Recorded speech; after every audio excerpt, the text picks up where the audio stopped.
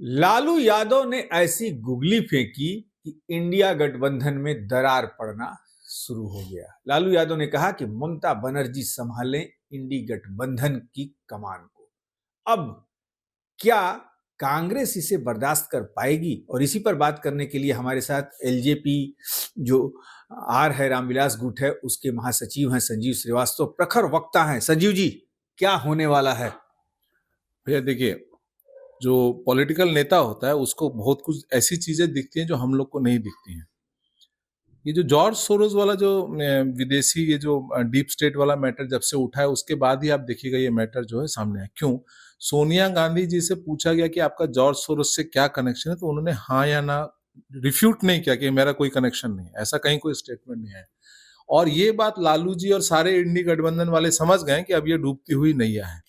उसके पीछे बहुत सारे डिफरेंट डिफरेंट कारण भी है। जैसे देखिए, लालू जी जो भी छोटा मोटा स्कैम करेंगे 200 250 300 करोड़ का करेंगे, उसमें सारे चतुर्वेदी, श्रीवास्तव, वर्मा, सक्सेना, यादव, पासवान, कुर्मी, इन लोगों का ही नाम आएगा। अहमद माने हम लोग हिंदुस्तानियों का नाम आएगा, खान आ जाएगा, इन लोग आ जाएगा। बट आपने एक चीज नोटिस किया है, जो जब सोनिया गांधी या कांग्रेस जो भी स्कैम करता है इसमें खाली विदेशी नाम आता है। भोपाल गैस त्रासदी विदेशी, अगस्ता वेस्टलैंड विदेशी, क्वात्रोची तो खैर बहुत ही विख्यात हो गया, बोफोर्स। जितने स्कैम कांग्रेस करती है उसमें सिर्फ विदेशियों का नाम आता है। कारण समझे?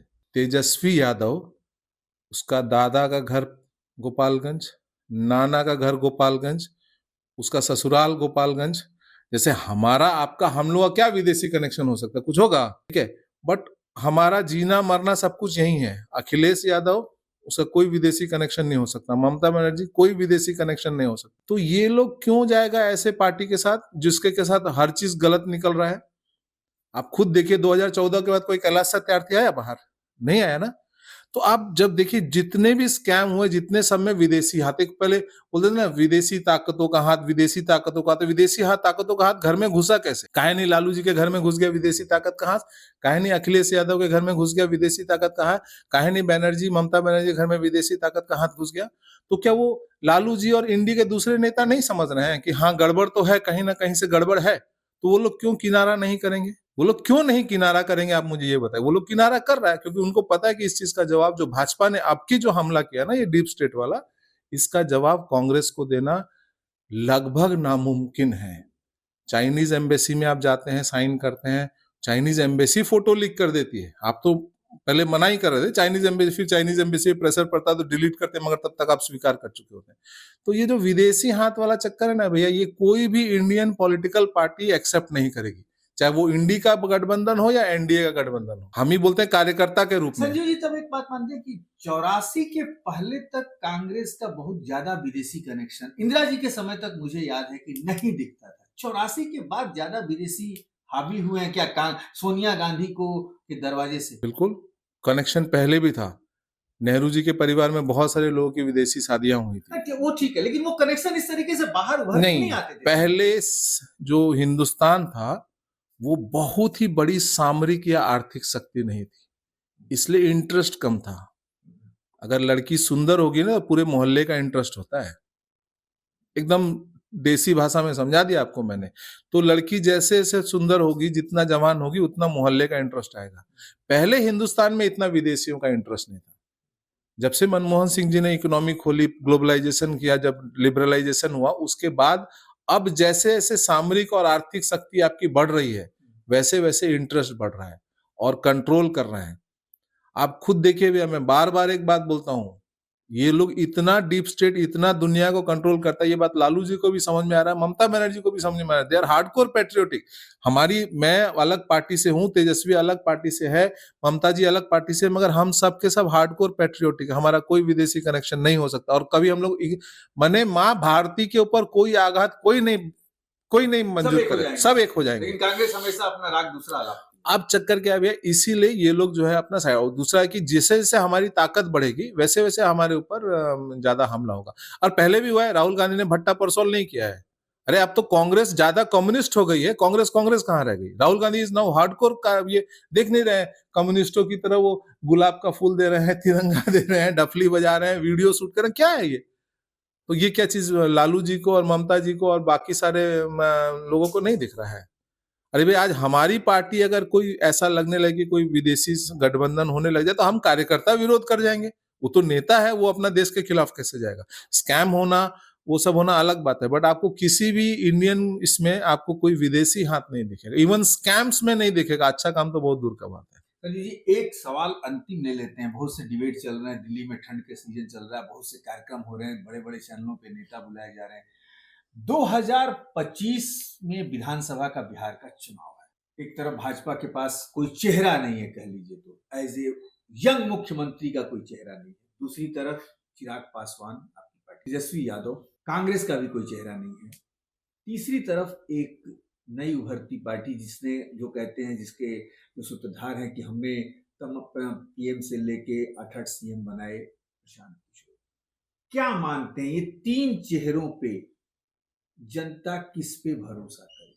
एज ए न्यूट्रल पार्टी के हिसाब से हम आपसे नहीं पूछेंगे, और जनता ये तीन चेहरों पे ही नजर बना के रखी है। देखिए भैया, जीते, ये बात फैक्ट है कि तीन ही चेहरे हैं और लोकतंत्र है। यहाँ सोरोज आके मोदी को नहीं हरा सकता। ये जब हराएगा तो संजीव श्रीवास्तव ही हराएगा, संजीव श्रीवास्तव ही जिताएगा। तो लोकतंत्र हमारा बहुत जीवंत है, जो जनता चाहेगी वो होगा। अब रह गई बात तीन चेहरा में, तो सबसे नीट एंड क्लीन दो ही चेहरे हैं, चिराग पासवान और पीके। चिराग पासवान के साथ हमारा जो, चूंकि मैं उस पार्टी का वर्कर हूं, मैं कार्यकर्ता हूं, तो मेरी तो दिली इच्छा यही रहेगी। और आप तो मुझे अगर ये सवाल पूछेंगे तो मैं चिराग पासवान का ही नाम बोलूंगा। जहां तक रह गई बात पीके की बात, तो मैं उनको इग्नोर भी नहीं करूंगा। अगर वो सरकार ना भी बना पाए तो मुझे पूरी उम्मीद है कि सत्ता की चाबी रहेगी उसके पास। सत्ता की चाबी रहे या ना रहे, एटलीस्ट उसके पास पीपुल्स रिप्रेजेंटेशन रहेगा और वो विधानसभा में मौजूद होंगे, इतना मुझे पूरी उम्मीद है। हाँ, मैं सत्ता की चाबी या गवर्नमेंट को आप एक तरह से सीधे नकार रहे हैं कि तेजस्वी के साथ समस्या क्या है? देखिए, तेजस्वी मेरे जिला के ही हैं, मेरे पिताजी के संग, उनके पिताजी के एक ही स्कूल में पढ़ते थे, बहुत अच्छे संबंध। तेजस्वी के संग समस्या मुझे जो दिख रही है, एक कल्चरल शॉक है जो अभी तक लोग बर्दाश्त नहीं कर पाए। जैसे कि जो संभल वाला होता, एक ही दिन में कैसे कोर्ट ने फैसला, एक ही दिन में कैसे कोर्ट ने फैसला दे दे भाई। अब वो भारतीय न्याय संहिता के बाद सब कुछ बदल रहा है। मुझे पता नहीं क्यों लगता है कि जो डिस्प्रोपोर्शनेट एसेट का केस है, इसका फैसला 2025 चुनाव से बहुत पहले हो जाएगा। और उस कंडीशन में तेजस्वी चुनाव नहीं लड़ने के भी काबिल है, क्योंकि क्योंकि बहुत ज्यादा एसेट है। ये तो आंखों से दिख रहा है कि हजारों करोड़ की संपत्ति, जितना इनकम नहीं है। ये तो कोई भी बोल सकता है। बट देखिए, हमारे लिए तो हमारे जिला का ही आदमी है भाई, हम क्यों उसके खिलाफ बोलने जाए। मगर जो फैक्ट है वो यही है कि चांसेस चिराग पासवान का, प्रशांत किशोर, देखिए भाजपा के बारे में एक बात समझिए, एनडीए गठबंधन जो है उसमें आज के दिन में सर्वमान्य नेता है नीतीश कुमार। मेरा विशफुल थिंकिंग है Chirag Paswan, because he is from my party. But NDA में एक और चीज मैं बता देता हूँ, भाजपा को आप ये बोलना कि कोई करिश्मेटिक नेता नहीं होता है, वो एक ऑर्गेनाइजेशनल पार्टी है। उसमें कब कौन कहां से बाहर आ जाएगा ये बोलना मुश्किल है। आपने अभी तक जितने मुख्यमंत्री बने थे, क्या पहले किसी का प्रिडिक्शन था? मोहन यादव, शर्मा जी, ये इवन नोबडी एक्सपेक्टेड कि योगी जी मुख्यमंत्री हो जाएंगे। तो ये जो चीज है, लोकतंत्र को लोकतंत्र रहने देते हैं।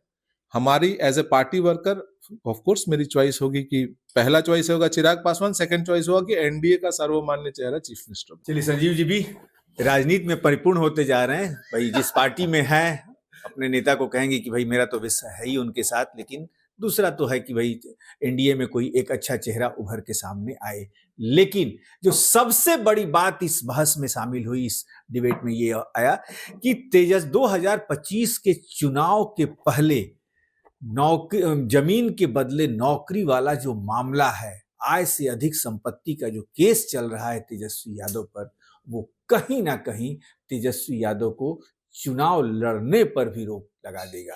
तेजस्वी यादव को कहीं जेल न जाना पड़े, इसकी भी कयावत लगाई जा रही है। लेकिन उस हालत में यदि चुनाव के पहले तेजस्वी यादव को कोर्ट जेल भेज देता है, तो क्या जो MY फैक्टर है वो तेजस्वी यादव के साथ सिंपैथी से फिर कहीं न जुड़ जाए, इस पर भी नजर हम रखे हुए हैं। आप बने रहिए हमारे साथ। नमस्कार।